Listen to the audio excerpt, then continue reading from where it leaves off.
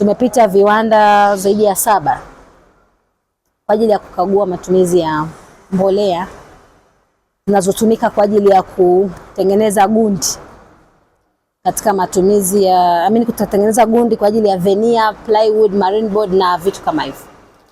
Na kama tulivyoona, tumeona kuna idadi kubwa ya mbolea ambayo inatumika. Kuna mbolea ambayo ni ya ruzuku na kuna mbolea ambayo si ya ruzuku. Sasa changamoto tulionayo hapa ni kuhusiana na mbolea ya ruzuku. Na hii ni kwa sababu tumepokea malalamiko ya wananchi juu ya ufinyu wa upatikanaji wa mbolea kwa ajili ya mazao. Sasa tukaona tufanye hii operation kuangalia kama je, ni kweli kwamba zinatumika katika hivi viwanda, na kama vinatumika katika viwanda ni kwa utaratibu gani. Kwa hiyo nafikiri tumeona wote kwa pamoja, tumeona kuna idadi tu ya kutosha ya mifuko kwa tulivyoona ya mbolea ya ruzuku, na sisi kama ofisi ya mkuu wa wilaya na kamati yangu ya usalama tutatolea taarifa katika vyombo husika ili hatua zichukuliwe stahiki kwa ajili ya kuhakikisha kwamba mbolea hizi za ruzuku zinakwenda kwa mahitaji yanayokusudiwa. Sote tunafahamu kwamba serikali inachangia fedha kwa ajili ya kuleta ahueni kwa wakulima wetu. Bei halisi ya mfuko wa mbolea tunaambiwa ni paka kati ya 40 mpaka 150, lakini serikali imelipa zaidi ya nusu ya bei, na hivyo mkulima ananunua kwa nusu ya bei 70,000 na mpaka 68,000 kwa sehemu zingine. Sasa kutumika kwa mbolea hizi katika viwanda ina maana ni kwa namna moja ama nyingine ni kuwaibia wananchi na kuiibia serikali ambayo ilidhamiria kwa nia njema kuwapunguzia makali wakulima ili waweze kutengeneza chakula kwa wingi. Pamoja na hilo, sote tunafahamu kwamba mkoa wetu wa Iringa upo katika kampeni ya kupambana na udumavu, na moja ya vitu ambavyo vimefanywa na serikali ni kuongeza virutubisho katika unga wa ngano kama vitamini B12, folic acid, iron, vyote vimeongezwa katika unga wa ngano, lakini tumeona pia kwamba wenzetu wanatumia kama ingredient mojawapo ya kutengeneza gundi. Nalo hili naona kama halijakaa sawa. Inabidi sasa tutoe taarifa kwa watu mamlaka husika au viwanda husika ili walau basi kuepusha matumizi yasiyo sahihi ya hivi virutubisho, basi ule unga ambao unaletwa katika viwanda usiwe na virutubisho.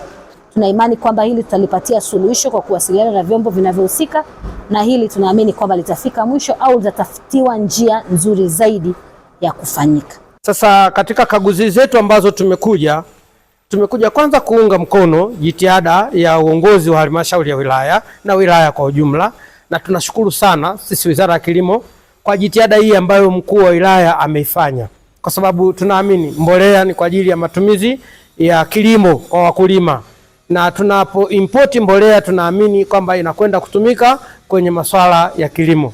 Lakini kumbe wapo wadau ambao pia wanahitaji hiyo mbolea kwa ajili ya malighafi ya uzalishaji wa bidhaa zingine.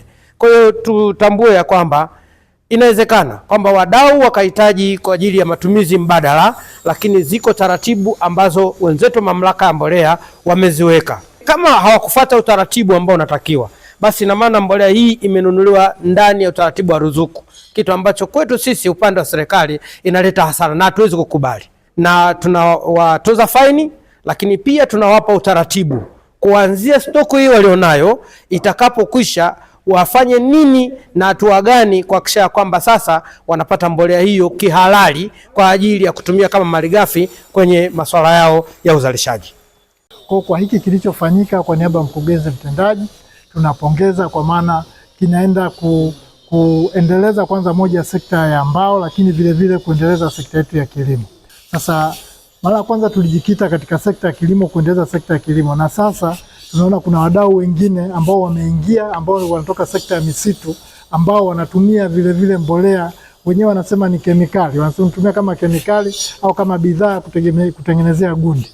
Tumeona wakati tupo pale ndani anatueleza anatumia urea, vile vile anatumia unga wa ngano kama kutumia kama gundi. Sasa kama mamlaka ya udhibiti wa mbolea tumeona sasa badala ya kujikita sasa katika sekta moja kwamba mbolea zinaenda katika kilimo, sasa tumekuja kuona namna gani tunaweza tukawawezesha wadau na kuwarasimisha sasa ili waweze kufuata zile taratibu. Mamlaka ya Udhibiti wa Mbolea kwa kushirikiana na timu ambayo tulikuwa tumeambatana, viwanda vyote ambavyo vinachakata mazao ya misitu, kwa kuwa vimekiri vyenyewe kwamba moja alikuwa waelewe utaratibu wa kupata hizo pembejeo, kupata hiyo malighafi kwa ajili ya kufanyia shughuli za viwanda.